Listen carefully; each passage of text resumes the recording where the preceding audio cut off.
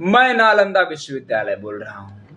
आज मैं आपको मेरा ऐसा गौरवशाली इतिहास बताने जा रहा हूँ जिसके बारे में आज की पीढ़ी कम ही जानती है। हाँ, मैं वही यूनिवर्सिटी हूँ जो एशिया की सबसे बड़ी यूनिवर्सिटी हुआ करता था, लेकिन एक नरभक्षी, पागल, राक्षस, क्रूर और सनकी तुर्की शासक बख्तियार खिलजी ने मुझे अपने मेरे बुक भंडार को जलाकर राख कर दिया। महीनों तक मैं जलता रहा, किसी ने मेरी सुध नहीं ली। मैं सबसे पहले मुझे जलाने वाले के बारे में बताऊंगा, उसके बाद मेरी खोज कैसी हुई, उसके बाद मैं अपनी बनावट बताऊंगा, उसके बाद मैं आपको मेरी अलग अलग विशेषताओं से अवगत कराऊंगा। तो सबसे पहले आप नालंदा को क्यों तहस नहस किया वो बताता हूँ। मेरी कहानी सुनोगे भारत के लाडलो तो आपकी आंखों में भी भीग जाएगी। क्रंदन भरी आंखों और रुदे हुए गले के साथ में आज सुनाता हूँ मेरी कहानी। मेरे प्रांगण में 10,000 से ज्यादा स्टूडेंट पढ़ाई करते थे। उनको पढ़ाने के लिए 1600 के लगभग पंडित आचार्य हमेशा मौजूद रहते थे। एक समय की बात है, बख्तियार खिलजी नाम के क्रूर लुटेरे और मूर्ति पूजकों के विरोधी की तबीयत खराब हो गई थी। किसी गंभीर बीमारी ने उसे जकड़ लिया था। उसने अपने निम्न हकीमों से बहुत इलाज करवा लिए, लेकिन उसकी तबीयत ठीक नहीं हुई। उस समय एक यात्री मेरे प्रांगण में घूमते हुए सभी विषय पर पढ़ाने वाले आचार्यों से मुलाकात करते हुए मोहम्मद बख्तियार खिलजी के राज्य में जा पहुंचा। वहां उसे पता चला कि वो अभी बीमार है तो मिल नहीं सकता। उस यात्री के विशेष आग्रह पर बख्तियार खिलजी मिलने के लिए तैयार हुआ। यात्री ने मिलते हुए बख्तियार खिलजी को सलाह दी कि विश्व प्रसिद्ध नालंदा विश्वविद्यालय के मेडिसिन विभाग के प्रमुख पंडित राहुल श्री बद्रा जी आपका इलाज करके आपको ठीक कर सकते हैं। फिर क्या था, पंडित राहुल श्री बद्रा जी से इलाज की इच्छा प्रकट की, लेकिन बख्तियार खिलजी ने एक शर्त रखी कि मैं किसी भी प्रकार की भारतीय पद्धति से बनाई दवाई नहीं खाएगा, क्योंकि ये काफिर के द्वारा बनाई गई है। फिर कुछ समय के बाद राहुल श्री बद्रा जी ने एक कुरान की प्रति लेकर खिलजी के पास गए और कहा, सलाह दिया कि प्रतिदिन कुरान की ये प्रतियां आप पढ़ोगे तो आप ठीक हो जाओगे, ये मेरा दावा है। उसके बाद कुछ दिनों तक खिलजी ने कुरान की वो प्रतियां दिन में कई बार पढ़ी और उसने महसूस किया कि उसकी तबीयत अब ठीक होने लगी है। उसके बाद उसने पता लगाया कि मैं ठीक कैसे हो गया, तो उसे पता चला कि पंडित राहुल श्री बद्रा जी ने कुरान की प्रतियों पर दवाई का लेप लगा दिया था। उनका पता था कि कुरान पढ़ने वाले खिलजी हमेशा पन्ने पलटते समय हाथ पर थू इस माध्यम से लगाते थे कि शरीर में दवाई का असर हुआ और वो ठीक हो गया। उसी के तुरंत बाद खिलजी को यह बात सहन नहीं हुई कि मेरे निम्न हकीमों में से ठीक नहीं हुआ तो काफिर की दवाई से मैं कैसे ठीक हो गया। मेरे हकीमों से ज्यादा ज्ञान उन आचार्यों और पंडितों में है। मन ही मन मेरे प्रति उसके मन में द्वेष पैदा हो गया। मैं नालंदा विश्वविद्यालय पूर्ण रूप से शांति का संदेश देने वाला भगवान बौद्ध से प्रेरित था। जगह जगह पर भगवान बौद्ध की प्रतिमाएं और स्तूप बने हुए थे। हर आचार्य पंडित घर विषय पर परिपूर्ण बड़े बड़े ज्ञानी और मेरे स्टूडेंट सभी भगवान बुद्ध के सामने नतमस्तक होकर शिक्षा ग्रहण करते थे। ये बात खिलजी को सहन नहीं हुई, क्योंकि वो एक मूर्ति भंजक था। मूर्ति पूजकों को वह मारना वो अपना धर्म समझता था और एक मूर्ति पूजक द्वारा उसका इलाज करके ठीक करना उसने अपने धर्म की तौहीन समझी। फिर अचानक एक दिन मैंने असंख्य घोड़ों के पैरों के कंपन को अपनी ओर आते महसूस किया, लेकिन मैं तो शांति और शिक्षा के लिए विश्व भर में विख्यात था। मुझे किस बात का डर लगेगा। खिलजी और उसके घुड़सवारों ने मेरे सभी दरवाजों को बाहर से बंद किया और एक टोली के अंदर घुस गई। उसके बाद मैंने जो क्रूर खेल देखा, मेरे प्रांगण में जो शब्दों में बयान नहीं कर सकता। कहना बहुत आसान है, लेकिन जो मैंने अपने आचार्यों, पंडितों और विश्व के अलग अलग कोने से आए विद्यार्थियों का खून टपकते हुए मैंने अपनी नंगी आंखों से देखा, उसको बताना बड़ा कठिन है। हजारों शिक्षक को पल भर में मार दिया गया। शांति के संदेश देने वाले, फैलाने वाले असहाय, खाली हाथ वाले मौजूद सभी को खिलजी की मूर्ति पूजक विरोधी मानसिकता ने मार दिया। कुछ भागने में कामयाब हो गए, जो कुछ महत्वपूर्ण पांडुलिपियों को कपड़ों में छुपा के अपने साथ ले गए। जो तिब्बत की ओर भागे उन्हें पांडुलिपियां की सहायता से बौद्ध धर्म और शांति का प्रचार तिब्बत में हुआ। मैंने अपनी नंगी आंखों से वो खूनी खेल देखा है जो क्रंदन दृश्य 10,000 विद्यार्थियों के साथ साथ सभी आचार्य पंडितों और शिक्षकों को मार दिया। उनका कसूर ये था कि वे मूर्ति पूजक थे, मूर्तियों में अपनी आस्था रखते थे। उन सभी मूर्तियों पूजकों को मूर्ति पूजा का दंड मिला। मेरे परिसर में मैंने ऐसा खूनी खेल देखने की कभी कल्पना भी नहीं की थी। जब सभी मूर्ति पूजकों को मार दिया तो खिलजी ने आदेश दिया कि मेरे पूरे परिसर को आग लगा दी जाए, मुझे खंडित करके तहस नहस कर दिया जाए। मेरे बच्चों, अगर मुझ में प्राण होते तो मैं चल फिर सकता तो मैं भी सभी रिसर्च पेपर को छुपा देता ताकि मेरी आने वाली पीढ़ी हजारों साल की मेहनत को पढ़कर फिर से ज्ञान प्राप्त कर सके, लेकिन मैं ये कर न सका। मुझे सबसे ज्यादा तकलीफ उस समय हुई जब मेरे परिसर में मौजूद लाइब्रेरी में आग लगी। मेरे बच्चों, उस लाइब्रेरी में भारत का भविष्य था। धू धू कर जलते हुए मेरे परिसर में मौजूद तीनों लाइब्रेरी की बिल्डिंग देखकर मैं खुद को रोक ना सका और जोर जोर से चिल्लाकर रोने लगा, लेकिन मेरी कोई सुनने वाला नहीं था। वहां पर सब मूर्ति पूजकों के विनाश करने वाले ही मौजूद रहे। मुझे और मेरे परिवार को भी मूर्ति पूजकों के साथ साथ मूर्तियों को सहेज कर रखने में दंड मिला। मैं पूरी तरह धू धू कर जलते रहा और मैंने आंख बंद कर ली। पूरे 6 महीने तक मेरी विख्यात लाइब्रेरी में आग जलती रही और भारत का भविष्य जलते हुए मैंने उसके ताप से महसूस किया। पूरी तरह तहस नहस वीरान खड़ा मैं कई शताब्दियों के धूल मिट्टी से आंखों से ओझल हो गया।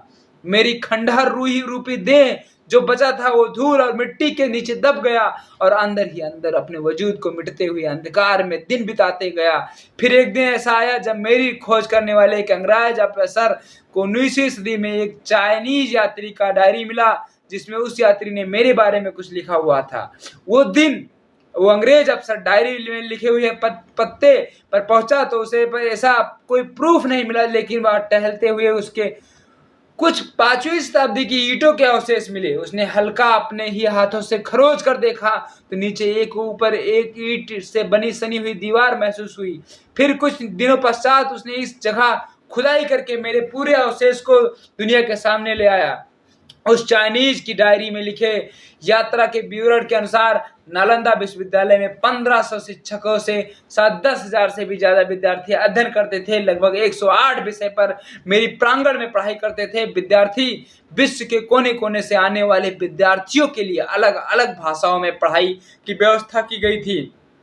100 से ज्यादा भवन और इमारतें बनी हुई थी। हर भवन में कोई कुएं की व्यवस्था थी। जगह जगह स्टडी हॉल, प्रार्थना हॉल, सभा हॉल और हॉस्टल की व्यवस्था थी। हॉस्टल में हर एक विद्यार्थी के लिए अलग अलग कमरे बने हुए थे। हर कमरे में लाइट की व्यवस्था थी उस समय भी, और जब लाइट नहीं रहती थी तो दिए के लिए जगह बनी हुई थी। कई देशों के विद्यार्थी मेरे प्रांगण में पढ़ने आते थे। उस समय डायरी के अनुसार 10 विद्यार्थियों में से सिर्फ 3 विद्यार्थी मेरे प्रांगण में पढ़ने योग्य माने जाते थे। अर्थात जो भी विद्यार्थी मेरे यहाँ पढ़ने के इच्छुक होकर आते थे उनका इंटरव्यू होता था। 10 विद्यार्थियों में से सिर्फ 3 ही प्रवेश पा सकते थे। 10 किलोमीटर की लंबी और 5 किलोमीटर चौड़ी परिधि के अंदर मेरा निर्माण था। आज भी विश्व में ऐसा कोई विश्वविद्यालय नहीं है जो मेरी टक्कर कर सके। 19वीं सदी में मेरा 5% भाग ही खुदाई करके निकाला गया। उसके बाद खुदाई बंद कर दी गई, लेकिन फिर दौर आया नरेंद्र मोदी का।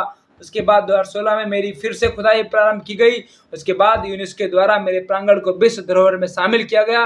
इसलिए अभी मेरे अवशेषों को निकालने और सहेज कर रखने की जिम्मेदारी यूनेस्को द्वारा संभाली जाती है।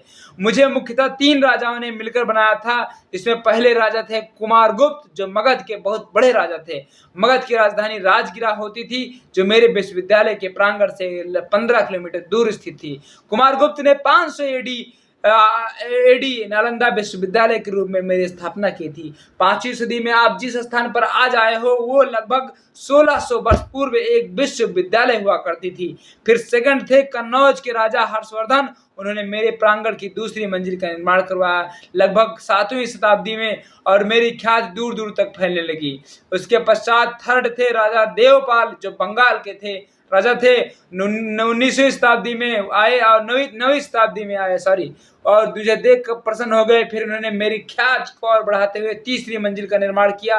मेरे इस विश्वविद्यालय का नामों के पीछे 3 राजाओं का नाम सबसे ऊपर लिखा जाता है, जिसमें गुप्ता वंश, हर्ष वंश और पाल वंश। आज भी मेरे लिए ईश्वर स्वरूप उन राजाओं के पद चिन्हों की आहट में सुन सकता हूँ। मेरे यहाँ छात्रों के रहने के लिए 300 कक्ष बने थे, जिनमें अकेले या एक से अधिक छात्रों के रहने की व्यवस्था थी। 1 या 2 भिक्षु छात्र एक कमरे में रहते थे। कमरे के छात्रों को प्रत्येक वर्ष उनकी अग्रिमता के आधार पर दिए जाते थे। इसका प्रबंधन स्वयं छात्रों द्वारा छात्र संघ के माध्यम से किया जाता था। यह विश्व का प्रथम पूर्णतः आवासीय विश्वविद्यालय था। इस विश्वविद्यालय में 3 श्रेणियों के आचार्य थे, जो अपनी योग्यता अनुसार प्रथम, द्वितीय और तृतीय श्रेणी में आते थे। नालंदा के प्रसिद्ध आचार्यों में शीलभद्र, धर्मपाल, चंद्रपाल, गुणमती और स्थिरमती प्रमुख थे।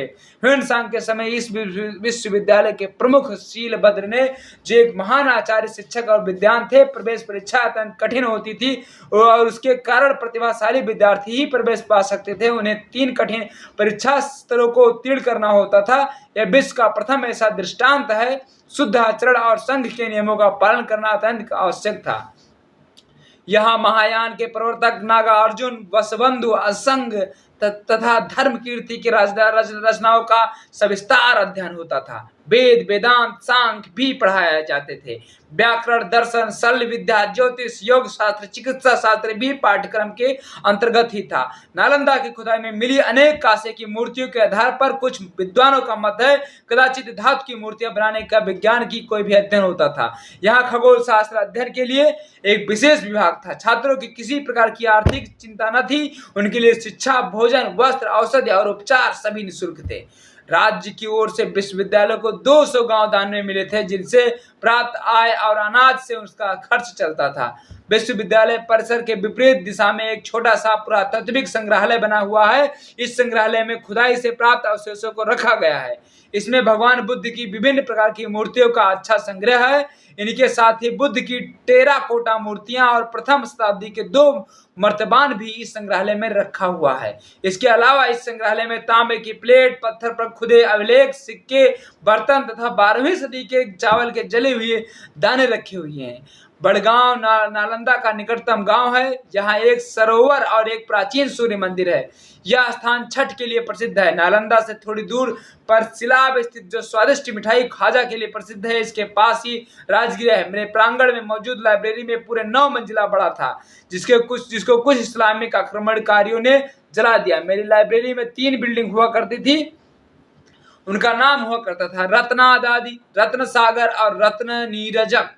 12वीं शताब्दी में जब खिलजी के द्वारा क्रूर और मूर्ति भुजक विरोधी मानसिकता ने मुझे तहस नहस कर दिया, मेरी विश्व प्रेषित लाइब्रेरी में आग लगा दी और मुझे पूरे 6 महीने तक धू कर जला दिया।